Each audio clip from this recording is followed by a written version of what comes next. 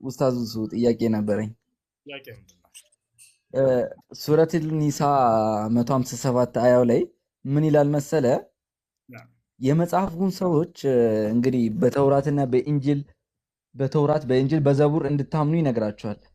እነዚህ መጽሐፍቶች ደግሞ እንግዲህ በማን እጅ እንዳሉ እዛው ቁርአኑ ላይ ያስቀምጠዋል። እና እነዚህ መጽሐፍቶች ተውራት፣ ኢንጅል፣ ዘቡር እንግዲህ ብዙ ጊዜ ሙስሊሞች ምን ትላላችሁ? ተበርዟል የሉም ትላላችሁ። እንግዲህ ቁርአኑን እነዛ ተውራትና ዘቡር፣ ኢንጅል የሚባሉት የአላህ ቃል ብላችሁ ነው የምታምኑ። ያ አንዱ አምላክ አላህ ወረደ ነው የምትሉት። እሺ አላህ ካወረደው የአላህ ቃል ከሆነ የአላህ ቃል ደግሞ የሚበረዝ ከሆነ ቁርአን ደግሞ ሊበረዝ ይችላል ብዬ እኔ አርጊመንት አነሳለሁ እዚህ ጋር ኡስታዙ ሱ ለምን ሲባል ተውራት ኢንጂል ምናምን እንግዲህ ያላ መለኮታዊ ባህሪው ቃሉ ናቸው ከተባሉ አላህ ያወረዳቸው ናቸው ከተባሉ ተበርዟል ብላችሁ አርጊመንት ሰጣላችሁ። ቁርአን ውስጥም ሐዲስ ውስጥም ማስረጃ የለም እንደተበረዘ የሚናገር በእርግጥ ግን እንዳልተበረዘ የሚያሳይ ነውና ይሄ መልስልኝ። አሁን ጥያቄ ግልጽ አድርግ። እነዚያ መጽሐፍቶች ተበርዘዋል ወይ? የአላህ ቃል ከሆነ እንዴት ሊበረዝ ይችላል? የአላህ ቃል አይበረዝምና እንደዚያ ካልን ቁርአንም ተበርዟል ማለት ነው የሚል ሀሳብ ነው አይደል ያለ? አንብብልን ምን ይላል መሰለ? እኛ ያላህ መልእክተኛ የመሪም ልጅ አልመሲህ ኢሳ ገደልን በማለታቸው ረገምናቸው ይላል ሱረቱ ኒሳ 157 ላይ ማለት ነው። እንግዲህ እዚች ጋር ምን ይላል መሰለክ? የመጽሐፍ መሰረታዊ ግጭት አለ። እንግዲህ ይሄ እዚህ ላይ ጥያቄ ምንድን ነው?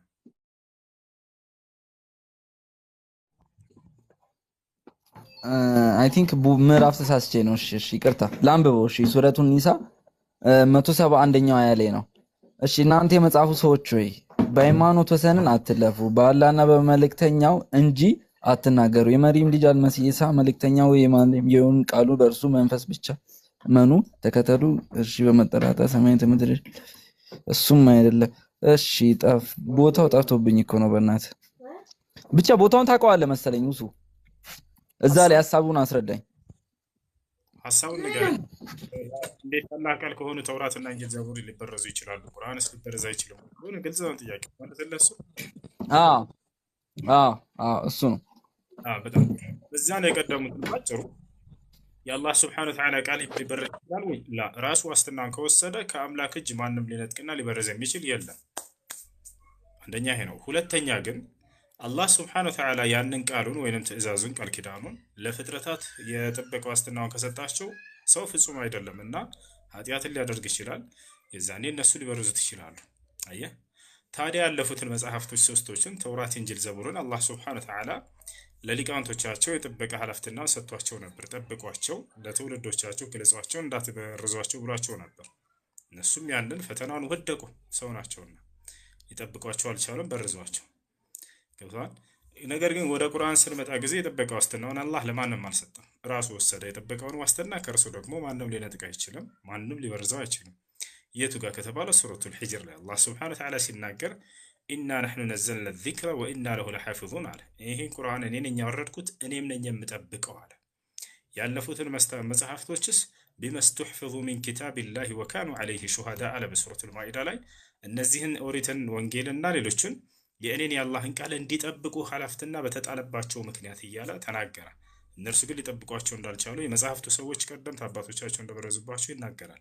ቃለ ሱብሓነሁ ወተዓላ ፊ ሱራ አልዕምራን ወኢዝ አኸዘ አላሁ ሚሳቀ አለዚነ ኡቱል ኪታበ ለቱበይኑነሁ ሊናሲ ወላ ተክቱሙነሁ ፈነበዙሁ ወራአ ዙሁሪሂም ወሽተረው ቢሂ ሰመነን ቀሊላ ፈቢእሰ ማ የሽተሩን። እኔ አምላካችሁ አላህ አለ እነዚያን መጽሐፍን የተሰጡትን ሰዎች ቃል ኪዳንን ባያስኩባቸው ጊዜ ለቱበይኑነሁ ሊናስ በማለት ይሄን ያወረድኩትን ቃል ለሰዎች ልትገልጹላቸው፣ ልታብራሩላቸው፣ ወላ ተክቱሙነሁ ቅንጣትም ላትደብቋቸው። ከዚያስ ፈነበዙሁ ወራአ ዙሁሪሂም ነገር ግን ይሄን ቃሌን ከበስተጀርባቸው ወረወሩት፣ ጣሉት፣ አልጠበቁትም ማለት። ወሽተረው ቢሂ ሰመነን ቀሊላ ጥቂት የሆነችን ምድራዊ ጥቅምንም ገዙበት። ፈቢእሰ ማ የሽተሩን በቃሌ የገዙበት ምድራዊ ጥቃቅን ጥቅም ምንኛ የከፋ ሆነ እያለ ተናገረ። በሌላ ቦታ ላይ ቃል በቃል ቃሉን እንደቀየሩት ይናገራል። ዩሐሪፉነ አልከሊመ ዐን መዋዲዒሂ አለ። ቃሌንም ከቦታው ይለውጡታል፣ ይበርዙታል ብሎ ተናገረ። ገብቷል? ያ ነው የብርዘት አይነት ለአምስት ይከፈላል። ለአምስት ይከፈላል።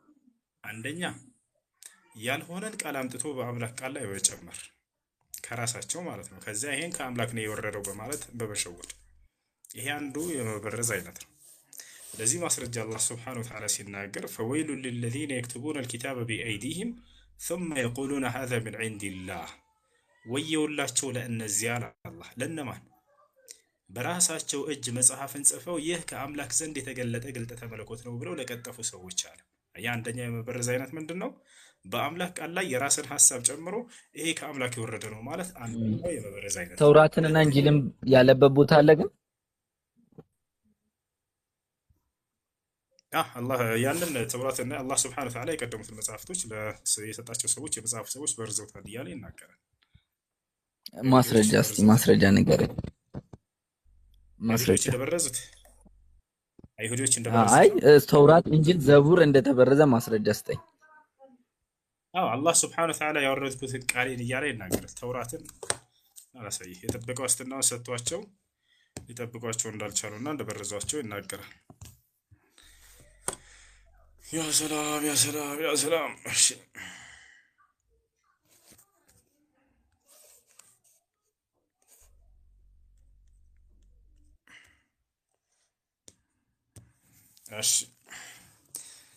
4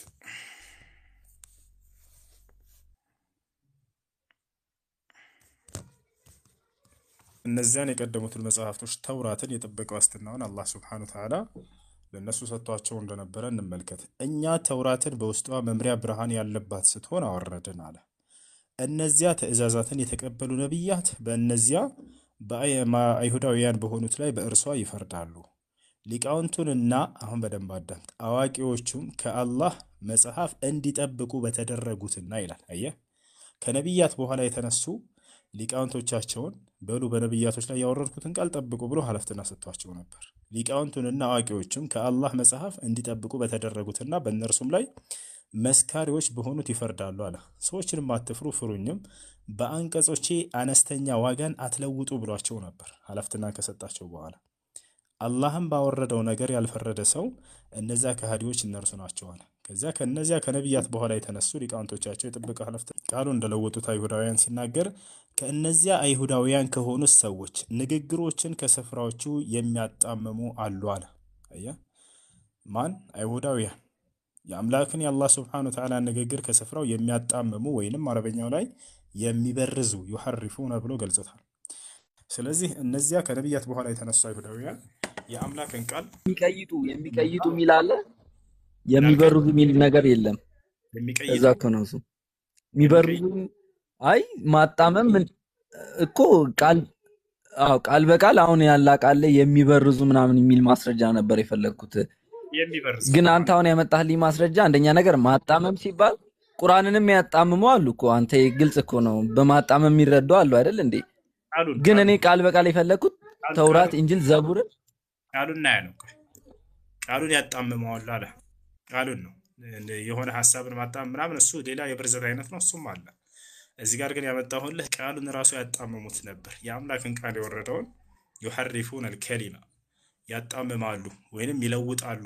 ያንን ያለውን ቃል አንስተው ሌላን ቃል ይለውጣሉ ማለት ብርዘት ማለት ነው። እሺ ኦሪት ተቃጥላለች አልተቃጠለችም? ረቡኔ ተጠፋችም ኦሪት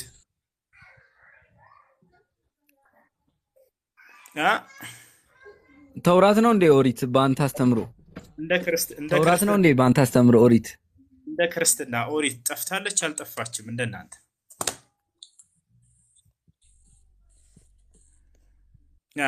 አይ ቲንክ ምን አለ መሰለ እኛ መጽሐፍት ከሰማይ የወረዱ ናቸው ብለን አልናምንም።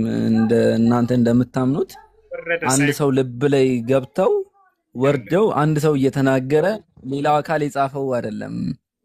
አዳምጠኝ። አሁን ግልጽ ነው ጥያቄው። ኦሪት አለን ብለህ ታምናለህ አይደለ? በእጅህ ወይስ ጠፍታለች ኦሪት? አዎ እኔ መልስላለሁ። እንደዚህ አይነት እኮ ነገሮችን እያመጣ መጽሐፍ ቅዱስ የአምላክ ቃል አይደለም ብለህ እኮ መሞገት አትችልም። ረቡኒ እነዚህ ጥያቄው ተውራት፣ ኢንጂል፣ ዘቡር እኮ የኛ መጽሐፍት እንደሆኑ በእኛ እጅ እንዳሉ አላህ በቁርአንክ ረቡኒ ይናገራል። ማስረጃ ረቡኒ እሰጥሃለሁ ሁሱ። ይሰማሃል? ኦሪት እንደ ክርስትና ሃይማኖት ጠፍታለች አልጠፋች?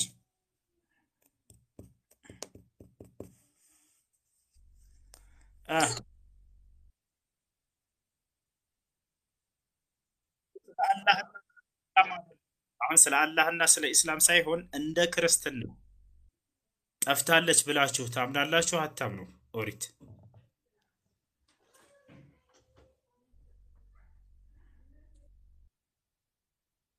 ናምብብ ያው አንብባት ምን ትላለች? እዝራ ስትዑል እኔ ግን አንብባ አንቀጥል እኔ ግን አንብቦ ችግር የለም። እኔ ግን የልዑልን መንገድ እጠይቅ ዘንድ አልወደድኩም፣ ሁልጊዜ በእኛ ላይ ስለሚያልፈው እንጂ። እስራኤል በውርደት ለአሕዛብ የወደድከውም ሕዝብ ለኃጢአተኞች ሕዝብ ተሰጥቷልና የአባቶቻችንም ኦሪት ጠፍታለችና በውስጧም የተጻፈው ቃል ኪዳን የለምና። አላሁ አክበር። የአባቶቻችን ኦሪት ጠፍታለች። ወፍ የለም ተሁሱ አውዳዊ ፍቺ ኖሚኔቲቭ ፕሪዲክቲቭ የሚባል ነገር አለ። ፕሪዲክቲቭ የሚባል ነገር አለ። ቆይ ላስረዳት። ኖሚኔቲቭ ፕሪዲክቲቭ የሚባል ነገር ታውቃለህ? ቆይ ጠፍቷል ይላል አይደል መጽሐፍ ኦሪት? ተሳስተሃል። መጽሐፍ ቅዱስ ሲነበብ ኖሚኔቲቭ ፕሪዲክቲቭ የሚባል ነገር አለ። ቆይ ላስረዳህ። ጠፍቷል ይላል። እንግዲህ ይሄ ፋላሲ ምን አለ መሰለክ፣ ምን ማለት እንደሆነ ታውቃለህ? ይሄ ፋላሲ ቆይ አንዴ አዳምጪ። ምን ማለት ነው ይሄ ፋላሲ? ቆይ ላስረዳ፣ ችግር የለውም። እኔ በአረበኛ ወርቼ ያጃጅላለሁ ከፈለኩ፣ ግን ይሄ እንትን አይደለም። እሺ ለማንኛውም ክርስቲያን አለ እዚህ ኦሪት ጠፍቷል እንደ መጽሐፋችሁ ኦሪት ጠፍቷል የለም ይላል። ጭራሽ የለም ኦሪት ጠፍቷል ይላል። አለ ኦሪት አልጠፋም ትላላችሁ አይደለ? ነገር ግን እንደጠፋ ይናገራል መጽሐፍቶቻችሁ።